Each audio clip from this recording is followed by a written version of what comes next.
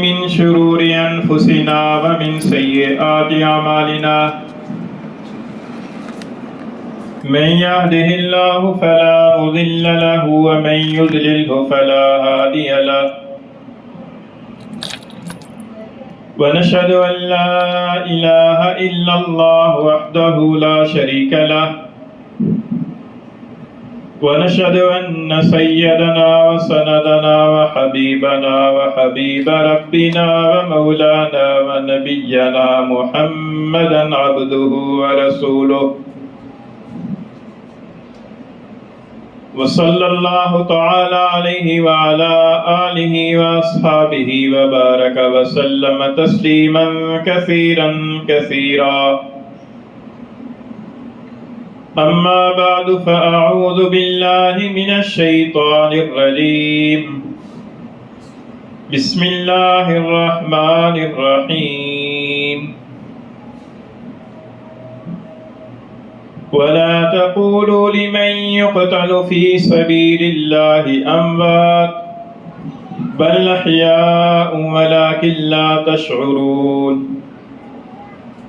وعن أبي هريرة رضي الله تعالى عنه قال قال رسول الله صلى الله عليه وسلم أفضل الصيام بعد رمضان شهر الله المحرم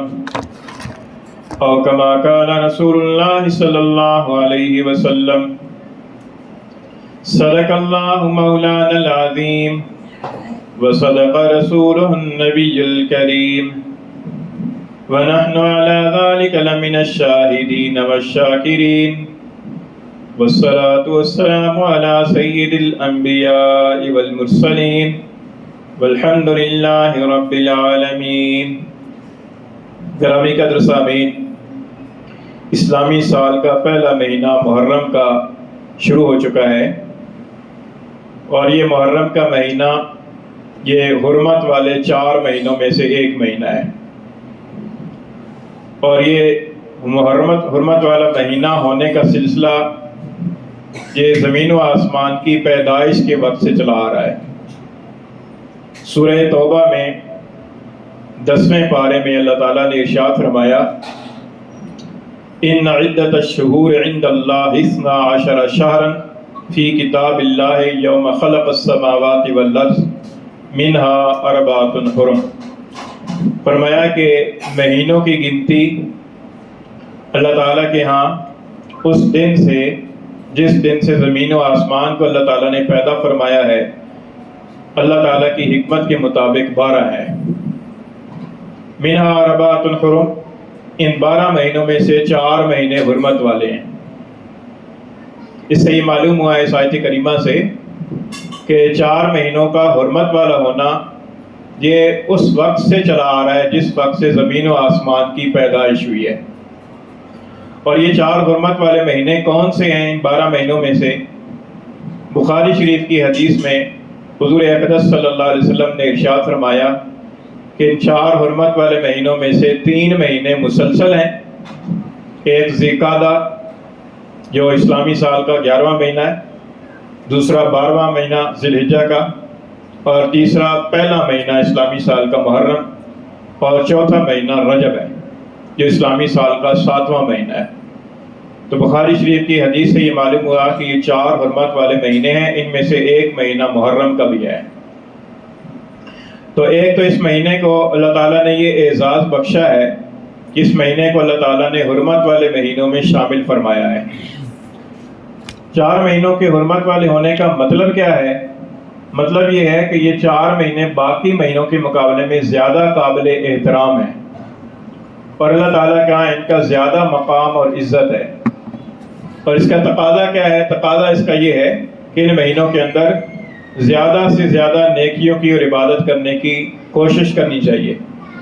اور باقی مہینوں کے مقابلے میں زیادہ گناہوں سے بچنے کا اہتمام کرنا چاہیے. یہ اس مہینے کی حرمت کا تقاضا ہے. اور حدیث شریف میں حضور اقدس صلی اللہ علیہ وسلم نے ارشاد فرمایا، مسلم شریف کی حدیث ہے، فرمایا کہ افضل الصیام بعد رمضان شہر اللہ المحرم، کہ تمام مہینوں میں سے سب سے زیادہ افضل روزے رمضان کے بعد اگر کسی مہینے کے ہیں تو وہ محرم کا مہینہ ہے، یعنی محرم کے مہینے میں نفلی روزے رکھنا باقی مہینوں کے نفلی روزوں کے مقابلے میں زیادہ عزت اور زیادہ فضیلت کا باعث ہیں۔ رمضان کے مہینے کو مستثنا فرمایا اس لیے کہ رمضان کے مہینے کے اندر تو روزے فرض ہی ہیں، اور رمضان کا تو اپنا ایک مقام ہے اور اس کی اپنی برکات ہیں، اس لیے حضور نے فرمایا کہ رمضان کے بعد، رمضان کے علاوہ باقی مہینوں میں اگر روزے رکھے جائیں ان میں سب سے زیادہ افضل روزے محرم کے مہینے کے روزے ہیں۔ تو اس سے یہ معلوم ہوتا ہے کہ محرم کے مہینے کی عظمت اور فضیلت بہت پہلے سے چلی آ رہی ہے، اور پھر اس مہینے کا جو 10واں دن ہے جس کو عربی میں عاشورہ کہا جاتا ہے، حدیث شریف میں بھی عاشورہ کا لفظ آیا ہے، تو یہ جو عاشورہ کا لفظ ہے 10واں دن ہے اس محرم کا، تو 10ویں دن کی خاص فضیلت ہے، اور یہ خاص فضیلت بھی بہت پہلے سے چلی آ رہی ہے۔ روایات کے اندر آتا ہے، حضرت ابن عباس رضی اللہ تعالیٰ عنہما سے روایت ہے کہ حضور نبی کریم صلی اللہ علیہ وسلم جب ہجرت فرما کر مدینہ منورہ تشریف لائے تو آپ نے دیکھا کہ یہودی جو مدینہ منورہ کے آس پاس آباد تھے، یہودی 10 محرم کے دن روزہ رکھتے ہیں۔ تو حضور اقدس صلی اللہ علیہ وسلم نے اس کی تحقیق فرمائی، ان سے پوچھا گیا کہ تم یہ 10ویں محرم کو روزہ کیوں رکھتے ہو، تمہاری مذہبی روایات اس سلسلے میں کیا ہیں؟ تو انہوں نے کہا کہ 10 محرم کو اللہ تعالیٰ نے حضرت موسیٰ علیہ السلام اور آپ کی قوم بنی اسرائیل کو فرعون سے نجات عطا فرمائی تھی، اور فرعون اور اس کی قوم کو اللہ تعالیٰ نے دریا میں غرق فرمایا تھا، تو حضرت موسیٰ علیہ السلام نے اس نجات والے انعام کے شکرانے کے طور پر 10 محرم کو روزہ رکھا تھا، اور پھر ہم حضرت موسیٰ کی اتباع کے اندر 10 محرم کو روزہ رکھتے ہیں۔ تو حضور اقدس صلی اللہ علیہ وسلم نے فرمایا کہ حضرت موسیٰ علیہ السلام کے ساتھ تمہاری بنسبت ہمارا تعلق زیادہ ہے، کیونکہ تم تو حضرت موسیٰ علیہ السلام کی پر نازل شدہ کتاب تورات کے اندر تحریف کر چکے ہو۔ حضرت موسیٰ علیہ السلام کی تعلیمات یہ تھیں کہ آخری پیغمبر پر ایمان لانا ہے، اور تم ایمان نہیں لائے، اور حضرت موسیٰ علیہ السلام کے ساتھ تمہاری بنسبت ہمارا تعلق زیادہ ہے، اس لیے حضور اقدس صلی اللہ علیہ وسلم نے خود بھی 10 محرم کو روزہ رکھا، اور صحابہ کرام کو بھی فرمایا کہ 10 محرم کو روزہ رکھو۔ اچھا، اس روایت سے کیا پتہ چلا؟ اس روایت سے یہ بات معلوم ہوئی کہ 10 محرم کی جو عظمت اور فضیلت ہے یہ حضور اقدس صلی اللہ علیہ وسلم کے زمانہ بعثت سے بھی بہت پہلے سے چلی آ رہی ہے، کیونکہ حضرت موسیٰ علیہ السلام کا زمانہ تو حضور صلی اللہ علیہ وسلم سے صدیوں پہلے کا ہے، تو حضرت موسیٰ علیہ السلام نے 10 محرم کے دن روزہ رکھا ہے، تو 10 محرم کی عظمت اور فضیلت اس وقت بھی تھی۔ اور بعض روایات سے یہ معلوم ہوتا ہے کہ حضرت نوح علیہ السلام کی جو کشتی تھی وہ جودی پہاڑ کی پر جو ٹھہری ہے تو وہ 10 محرم کو ٹھہری ہے۔ اس کے علاوہ اور بھی اس طرح کی روایات پیغمبروں سے ملتی ہیں، پیغمبروں کے بارے میں، کہ فلاں پیغمبر کو یہ انعام 10 محرم کو حاصل ہوا، فلاں کو یہ انعام حاصل ہوا، وغیرہ وغیرہ۔ اس سے یہ معلوم ہوتا ہے کہ جس طریقے سے محرم کی فضیلت بہت پہلے سے چلی آ رہی ہے، اسی طریقے سے 10 محرم کی جو عظمت اور فضیلت ہے وہ بھی بہت پہلے سے چلی آ رہی ہے۔ آج کل بعض لوگوں کے ذہن میں شاید یہ خیال ہو کہ 10 محرم کی فضیلت اور عظمت اس وجہ سے ہے کہ 10 محرم کو حضرت سیدنا حسین رضی اللہ تعالیٰ عنہ کی شہادت کا المناک واقعہ پیش آیا، تو یہ بات تو تاریخی طور پر طے ہے کہ حضرت سیدنا حسین رضی اللہ عنہ کی شہادت کا واقعہ 10 محرم ہی کو ہوا ہے، لیکن حضرت حسین رضی اللہ تعالیٰ عنہ کی شہادت کی وجہ سے 10 محرم میں عظمت اور فضیلت نہیں آئی، بلکہ 10 محرم کی عظمت اور فضیلت پہلے سے چلی آ رہی ہے۔ یہ الگ بات ہے کہ اتفاق سے اسی تاریخ کو حضرت سیدنا حسین رضی اللہ عنہ کی شہادت کا بھی واقعہ پیش آ گیا، تو یہ ایک بعد میں ایک واقعہ پیش آیا۔ 10 محرم کی عظمت اور فضیلت پہلے سے چلی آ رہی ہے، اس لیے اگر یہ خیال کسی کے ذہن میں ہو کہ 10 محرم کی جو فضیلت ہے تو وہ حضرت سیدنا حسین رضی اللہ عنہ کی شہادت کی وجہ سے ہے، تو یہ غلط فہمی دور کر لینی چاہیے، کیونکہ یہ عظمت اور فضیلت جو ہے نا وہ حضور صلی اللہ علیہ وسلم کے زمانے سے بلکہ آپ کے زمانے سے بھی پہلے سے چلی آ رہی ہے۔ اور پھر بعض روایات سے یہ معلوم ہوتا ہے کہ رمضان کے روزے فرض ہونے سے پہلے 10 محرم کا روزہ رکھنا فرض تھا، پھر جب رمضان کے روزے فرض ہو گئے تو حضور اقدس صلی اللہ علیہ وسلم نے اختیار دے دیا امت کو، فرمایا کہ جو آدمی تم میں سے چاہے 10 محرم کو روزہ رکھ لے اور جو نہ چاہے نہ رکھے، اختیار ہے۔ لیکن 10 محرم کے روزے کی فضیلت ابھی بھی برقرار ہے، نفلی روزے کی۔ حدیث شریف میں آتا ہے کہ حضور اقدس صلی اللہ علیہ وسلم نے فرمایا کہ 10 محرم کا ایک دن کا روزہ 1 سال گزشتہ کے گناہوں کا کفارہ ہو جاتا ہے، پورے 1 سال کے گناہوں کا کفارہ ہو جاتا ہے اس 10 محرم کے دن روزہ رکھنے کا۔ اور ایک روایت میں آتا ہے، حضرت ابن عباس رضی اللہ تعالیٰ عنہ فرماتے ہیں کہ میں نے سرور دو عالم صلی اللہ علیہ وسلم کو 10 محرم کے علاوہ کسی اور دن کے روزے کا اتنا اہتمام کرتے ہوئے نہیں دیکھا جتنا اہتمام آپ 10 محرم کے روزے کا فرماتے تھے، یعنی بہت زیادہ اہتمام فرماتے تھے۔ اور پھر ایک مرتبہ صحابہ کرام نے حضور اقدس صلی اللہ علیہ وسلم کے سامنے اشکال رکھا کہ اللہ کے رسول، یہودی بھی 10 محرم کو روزہ رکھتے ہیں اور ہم بھی 10 محرم کو روزہ رکھتے ہیں، تو یہود کے ساتھ مشابہت ہو جاتی ہے۔ تو حضور اقدس صلی اللہ علیہ وسلم نے فرمایا کہ آئندہ سال میں 10 محرم کے ساتھ 9 محرم کا بھی روزہ رکھوں گا۔ لیکن محدثین نے لکھا کہ اگلا سال کا محرم آنے سے پہلے ہی ربیع الاول کے مہینے میں سرور دو عالم صلی اللہ علیہ وسلم کا وصال ہو گیا، آپ دنیا سے پردہ فرما گئے۔ لیکن امت کو آپ رہنمائی دے گئے کہ 10 محرم کے روزے کی فضیلت اور یہود کی مخالفت، ان دونوں باتوں کو کیسے جمع کرنا ہے۔ فرمایا کہ ان دونوں باتوں کے جمع کرنے کا طریقہ یہ ہے کہ 9 محرم کو بھی روزہ رکھ لیا جائے اور 10 محرم کو بھی روزہ رکھ لیا جائے، تنہا 10 محرم کو روزہ نہ رکھا جائے۔ اسی وجہ سے فقہائے کرام نے فرمایا کہ اکیلا 10 محرم کو روزہ رکھنا بہتر نہیں ہے، بہتر یہ ہے کہ 9 محرم اور 10 محرم کا روزہ رکھ لیا جائے، اور اگر کسی کو 9 محرم کو مشکل ہو تو 10 کے ساتھ 11 محرم کا روزہ رکھ لے، یعنی 10ویں محرم کا اکیلا روزہ نہ ہو بلکہ 10ویں کے ساتھ یا 9ویں کا ملا لیا جائے اور یا 10ویں کے ساتھ 11ویں کا ملا لیا جائے۔ تو یہ اس دن کی فضیلت اور عظمت ہے، اس مہینے کی بھی عظمت اور فضیلت ہے اور اس دن کی بھی عظمت اور فضیلت ہے۔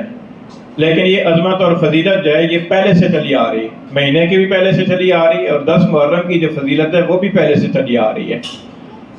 اور عام طور پر یہ خیال کیا جاتا ہے کہ 10 محرم کا مہینہ جو ہے اس کے اندر چونکہ حضرت حسین رضی اللہ تعالیٰ عنہ کی شہادت کا واقعہ پیش آیا ہے، اس وجہ سے اس مہینے کو غم کا مہینہ سمجھا جاتا ہے۔ ایک عام خیال ہے، تصور ہے، لیکن یہ خیال تصور درست نہیں ہے۔ بعض فکری غلطیاں ہوتی ہیں، بعض عملی غلطیاں ہوتی ہیں۔ محرم کے حوالے سے ہم اہل سنت والجماعت بھی بعض فکری غلطیوں کے اندر مبتلا ہیں اور بعض عملی غلطیوں کے اندر مبتلا ہیں، ان کی نشاندہی کرنا ضروری ہے۔ فکری غلطی تو یہ ہوتی ہے کہ آدمی کی ایک سوچ ہوتی ہے اور اس سوچ بسا اوقات اس سوچ کا کوئی عملی اظہار ہوتا ہے، کبھی اظہار نہیں ہوتا۔ لیکن وہ جو سوچ ہے اس سوچ کو بھی درست رکھنا چاہیے، سوچ بھی قرآن و سنت کی تعلیمات کے مطابق ہونی چاہیے۔ چنانچہ ایک فکری غلطی یہ پائی جاتی ہے کہ عام طور پر محرم کے مہینے کو رنج اور غم کا مہینہ سمجھا جاتا ہے، حالانکہ یہ رنج اور غم کا مہینہ شرعاً نہیں ہے۔ اس بات کی اصلاح ضروری ہے، اپنی فکر اور اپنی سوچ کی اصلاح کرنی چاہیے کہ شریعت کی اصلاح میں کوئی مہینہ 12 مہینوں میں سے غم کا مہینہ نہیں ہے، رنج اور غم کا مہینہ نہیں ہے، ماتم کا مہینہ نہیں ہے، سوگ کا مہینہ نہیں ہے، کوئی مہینہ بھی 12 مہینوں میں سے۔ اور اگر یہ غلط فہمی ہے کہ چونکہ محرم کے مہینے میں حضرت سیدنا حسین رضی اللہ تعالیٰ عنہ کی شہادت کا واقعہ پیش آیا ہے، اس وجہ سے 10 محرم کا دن یا پورا مہینہ رنج کا مہینہ ہونا چاہیے، تو یہ ایک غلط فہمی ہے۔ کیونکہ اگر اس وجہ سے رنج کا مہینہ ہونا چاہیے تو پھر شاید 12 مہینوں میں سے کوئی مہینہ بھی ایسا نہیں ملے گا کہ جس مہینے کے اندر کسی نہ کسی عظیم الشان شخصیت کی شہادت نہ ہوئی ہو۔ چنانچہ جو پچھلا مہینہ گزرا ہے ذی الحجہ کی 18 تاریخ کو حضرت سیدنا عثمان رضی اللہ تعالیٰ عنہ کی شہادت مظلومانہ طریقے سے ہوئی ہے، تو پھر اس کا مطلب یہ ہوا کہ ذی الحجہ کا مہینہ بھی رنج اور غم کا مہینہ ہونا چاہیے۔ رمضان کے مہینے میں حضرت سیدنا علی المرتضیٰ رضی اللہ تعالیٰ عنہ کی شہادت کا واقعہ پیش آیا، آپ کو بھی مظلومانہ طریقے سے شہید کیا گیا۔ اس کا مطلب یہ ہوا کہ پھر رمضان کا مہینہ بھی غم کا مہینہ ہونا چاہیے۔ شوال کے مہینے میں حضور نبی کریم صلی اللہ علیہ وسلم کے چچا سید الشہداء حضرت سیدنا امیر حمزہ رضی اللہ عنہ کی شہادت کا واقعہ پیش آیا، اور جن کو صرف شہید ہی نہیں کیا گیا بلکہ شہادت کے بعد ان کے ناک کان کاٹے گئے اور ان کا کلیجہ بھی چبایا گیا۔ تو اس کا مطلب پھر یہ ہوا کہ شوال کا مہینہ بھی رنج اور غم کا مہینہ ہونا چاہیے۔ تو اگر اس طریقے سے ہم تلاش کرنا شروع کر دیں گے تو 12 مہینوں میں سے کوئی مہینہ ایسا نہیں ملے گا کہ جس مہینے کے اندر کسی صحابی کی اور کسی عظیم دینی شخصیت کی شہادت کا واقعہ پیش نہ آیا ہو۔ تو پھر اگر یہ اصول ذہن میں رکھا جائے تو اس کا مطلب یہ ہوا کہ پھر 12 کے 12 مہینے رنج و ماتم کے مہینے ہو گئے، حالانکہ ایسا نہیں ہے۔ اسی لیے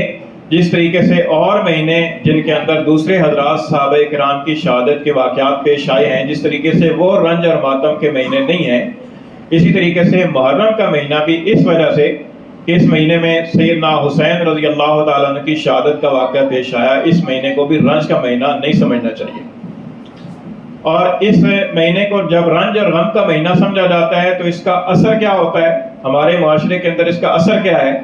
اثر یہ ہے کہ اس پورے مہینے کے اندر شادی بیاہ کی تقریب کرنے کے لیے کوئی تیار نہیں ہوتا، اگرچہ فکری طور پر آدمی سمجھتا بھی ہو کہ یہ رنج کا مہینہ نہیں ہے، پھر بھی کوئی آدمی اس کے لیے عملاً تیار نہیں ہوتا کہ اس مہینے کے اندر اپنے بیٹے کی، اپنی بیٹی کی، اپنے بھائی بہن کی شادی کی کوئی تقریب رکھ لے۔ اور اگر فرض کیا کہ کوئی آدمی شادی کی تقریب اس مہینے میں رکھتا ہے تو دوسرے لوگوں کی طرف سے لعن طعن اور انوکھی اور عجیب و غریب قسم کی باتوں کا سامنا کرنا پڑتا ہے۔ سمجھتے ہیں کہ بھلا کوئی غلط کام کر دیا ہے، حالانکہ غلط کام نہیں ہے، کیونکہ یہ رنج اور غم کا مہینہ نہیں ہے۔ اگر شریعت نے اس کو رنج اور غم کا مہینہ قرار دیا ہو تو پھر یہ بات درست ہو سکتی ہے۔ اور پھر اگر فرض کیا کہ کسی کو رنج کا واقعہ پیش بھی آ جائے تو اس دن کے حوالے سے آئندہ سالوں کے اندر اس دن میں یا اس مہینے میں شادی بیاہ کی تقریب رکھنا یہ بھی کوئی شرعی مسئلہ نہیں ہے کہ شادی بیاہ کی تقریب رکھیں یا نہ رکھیں۔ شادی بیاہ کی تقریب کے لیے شریعت نے کوئی خاص مہینہ یا کوئی خاص دن مقرر نہیں کیا۔ عام طور پر ہمارے ہاں یہ سلسلہ بھی ایک غلط فہمی کی بنیاد پر پایا جاتا ہے کہ اگر فرض کیا کہ کسی کی شادی طے ہو کہ فلاں مہینے اور فلاں تاریخ میں شادی کرنی ہے، اور شادی کے دن سے چند دن پہلے ان کے خاندان کے اندر کوئی قریبی عزیز فوت ہو جائے تو پھر وہ شادی کی تقریب ہی منسوخ کر دیتے ہیں، اور یہ سمجھتے ہیں کہ اب شادی بیاہ کرنا ہی غلط ہو گیا، اب تو یہ ماتم ہو گیا ہے، اب تو ماتم کو 4 دن ہوئے ہیں تو ہم شادی بیاہ رکھ لیں، یہ کیسے ہو سکتا ہے؟ یہ بھی ایک غلط سوچ ہے۔ اس سوچ کی بھی اصلاح کرنا ضروری ہے۔ یہ شریعت نے یہ کہیں نہیں بتایا کہ کسی کا انتقال ہو جائے تو اس انتقال کے فوراً بعد نکاح اور شادی کا معاملہ نہیں ہو سکتا، ایسی کوئی بات نہیں ہے۔ اس طرح کی جو اپنی طرف سے پابندیاں ہم نے لگائی ہوئی ہیں نا، تو یہ پابندیاں خود ساختہ کہلاتی ہیں، اور خود ساختہ طور پر اپنے طور پر دین کے اندر کسی چیز کی پابندی لگانے کا مجھے اور آپ میں سے کسی کو اختیار نہیں ہے۔ ہمارے پاس اتھارٹی نہیں ہے کہ ہم دین کے اندر کوئی تبدیلی کریں یا دین کے اندر کمی بیشی کریں۔ یہ تو اللہ اور اللہ کے رسول کا احکام ہے، اللہ اور اللہ کے رسول کے احکام کا مجموعہ ہے دین، جس کو دین کہا جاتا ہے۔ اللہ اور اللہ کے رسول نے ساری باتیں تفصیل کے ساتھ رسول اللہ صلی اللہ علیہ وسلم پہنچا کر گئے ہیں،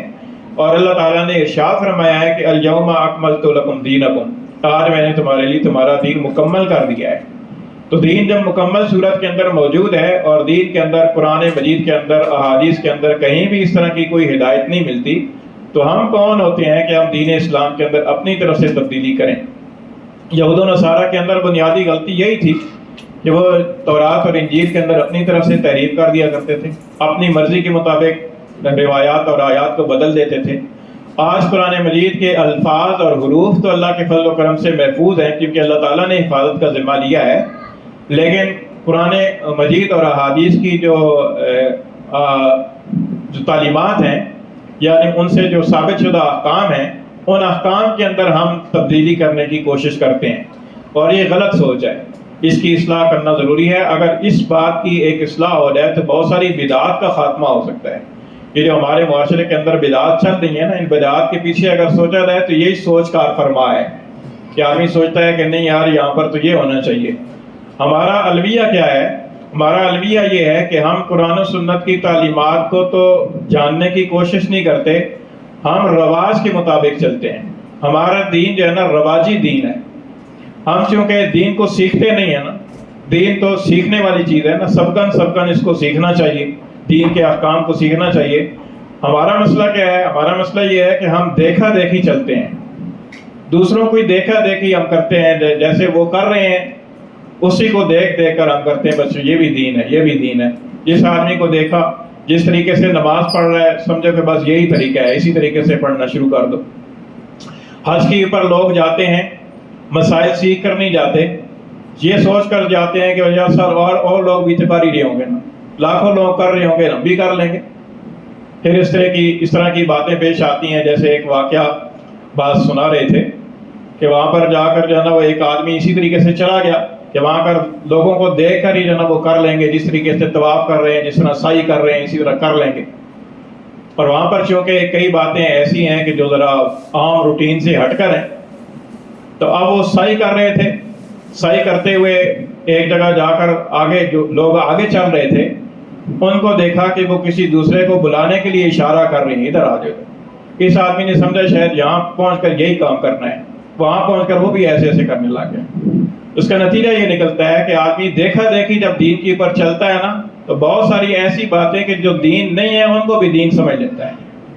اور وہ پھر ایسے طریقے سے چلتا رہتا ہے۔ عمریں گزر جاتی ہیں، نمازوں کی غلطیاں صحیح نہیں ہوتی، عمریں گزر جاتی ہیں، روزہ صحیح نہیں ہوتا، زکوٰۃ کی ادا کرنے کا اور زکوٰۃ کے مسائل کا علم نہیں ہوتا۔ یہ بنیادی ارکان ہیں اسلام کے۔ تو اس لیے ہمارا المیہ یہ ہے کہ ہم دیکھا دیکھی دین کی پر چلتے ہیں۔ تو جب محرم کے مہینے میں ہم دیکھتے ہیں کہ 10 محرم کو چھٹی بھی ہوتی ہے، اور 10 محرم کو سبیلیں بھی لگتی ہیں، اور 10 محرم کو دیگیں بھی پکائی جاتی ہیں، تو ہم سمجھتے ہیں کہ دین یہی ہے کہ 10 محرم کو یہی کام کرنے والا رہ گیا ہے۔ حالانکہ اگر دیکھا جائے تو سیدنا حسین رضی اللہ تعالیٰ کی جو 10 محرم کا دن تھا وہ کیسے گزرا تھا۔ ہمیں اسوہ حسینی کو سامنے رکھنا چاہیے کہ حضرت سیدنا حسین رضی اللہ تعالیٰ نے جس بات کو حق سمجھا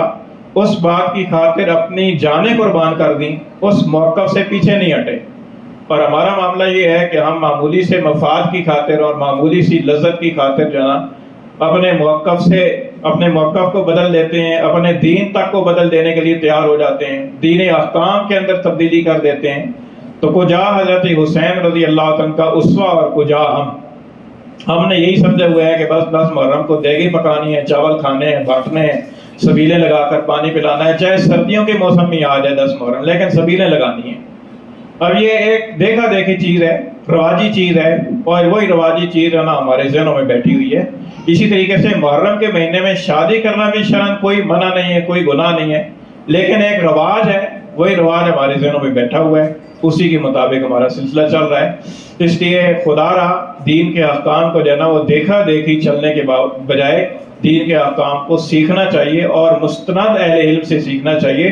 آج کل یہ بھی ایک سلسلہ ہے کہ چلو جی فیس بک پہ دیکھ لیں گے جی، یوٹیوب پہ سن لیں گے جی، اب واللہ عالم وہاں پر کیسے کیسے لوگ آ کر کیا کیا باتیں کر رہے ہیں۔ جب دین کا پتہ ہی نہیں ہے تو پھر جو وہ بات بیان کریں گے، جو اجنبی بیان کرے گا، کوئی پروفیسر بیان کرے گا، کوئی مستشرق بیان کرے گا، تو سمجھیں گے کہ بس یہی چیز ہے، اسی کو لے کر بیٹھ جائیں گے۔ تو اس لیے مستند اہل علم سے اور مستند دین کی کتابوں سے دین کے احکام اور مسائل کو سیکھنے کی ضرورت ہے، اور اپنی سوچ اور اپنی فہم کی جو غلطیاں ہیں ان کو بھی درست کرنے کی ضرورت ہے۔ اللہ تعالیٰ میں عمل کی توفیق عطا فرمائے۔